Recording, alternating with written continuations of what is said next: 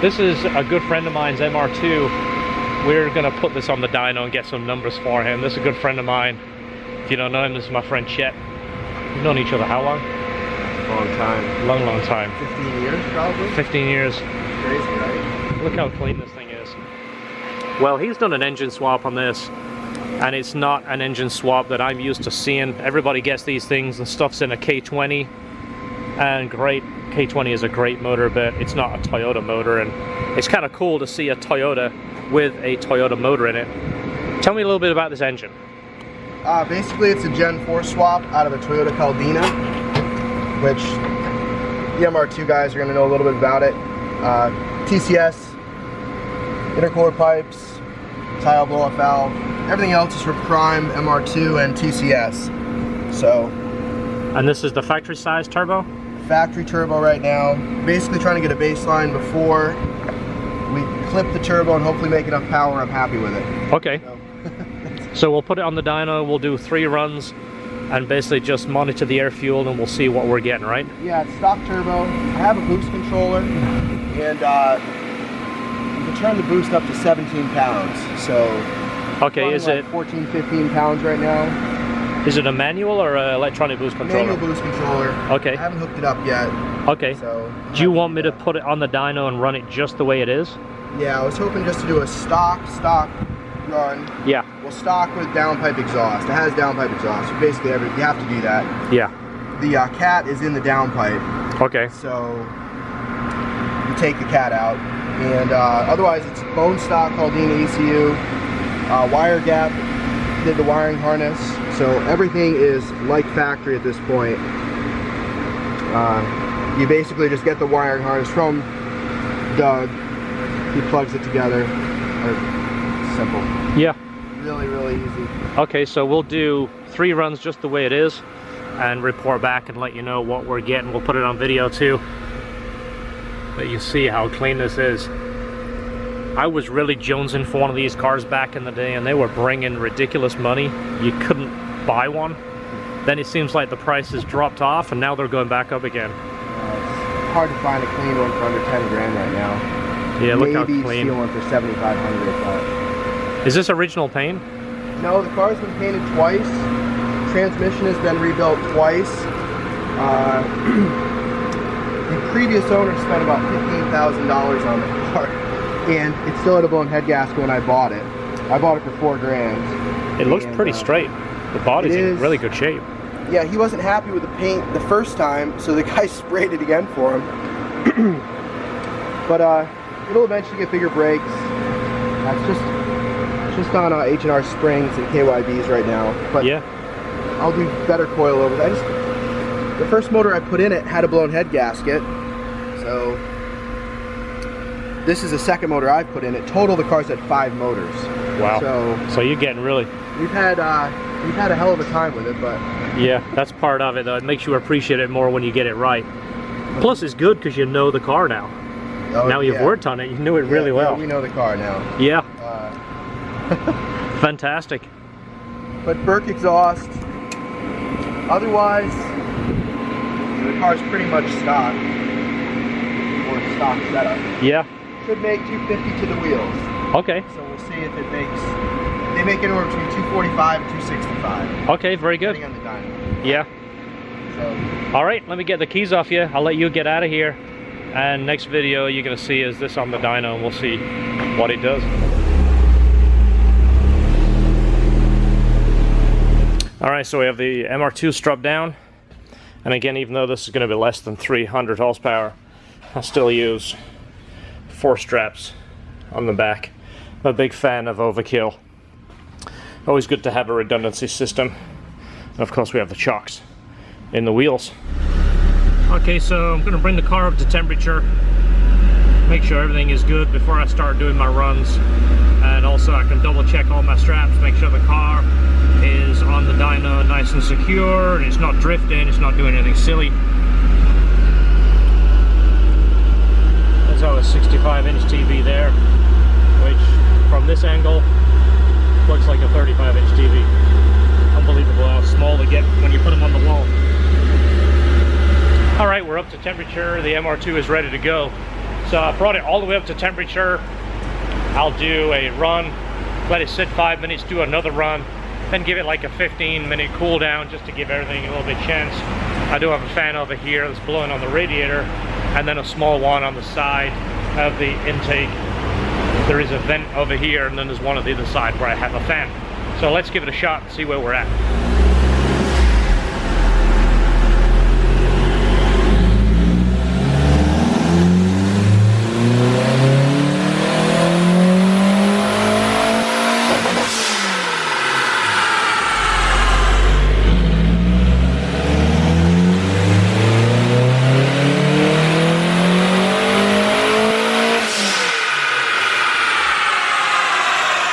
So back-to-back runs pretty much exactly the same, 238 and 240.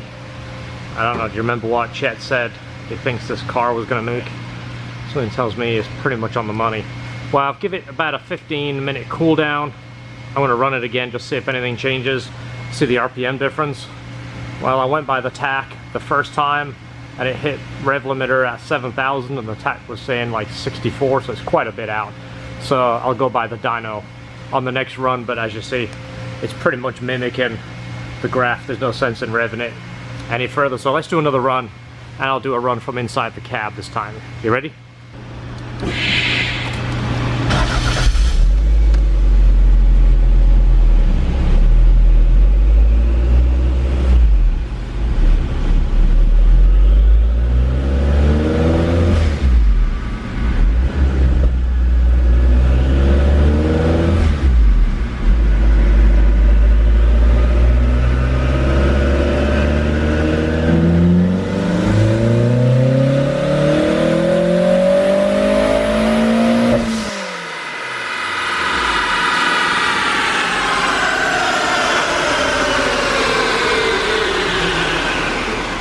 So again, keep in mind this car stock, I believe, was rated at 200/200. So this motor is definitely a good choice. It's doing 240 to the wheels. So crank horsepower, I'd say that's in about the 275 range. So that's a big jump, especially when it's only running, I think, 12 pounds of boost. And again, you can't go comparing apples to apples. It's different to a Honda, different to a K-Series. I know someone's gonna say, well, a K-Series, blah, blah, blah. It's not a K-Series. So, again, nice little motor, nice install, and like you said, it's pretty much a direct swap. Of course, there's a few things you have to change that is sourced, but that's a nice setup. So again, he has more things planned. This is essentially just a base run, something to start from so he knows where he started, and that way when he does modifications, he can see the improvements.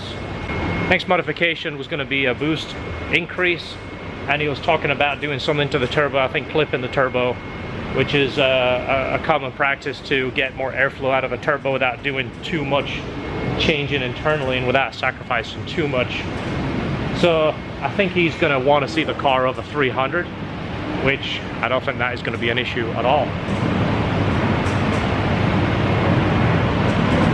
So that's actually a pretty cool car. Quick backstory, I almost bought one of these, the second version of the MR2. I had a whole bunch of the first gens. Back in the day, I just sold a CRX and decided I would set my goals on one of these.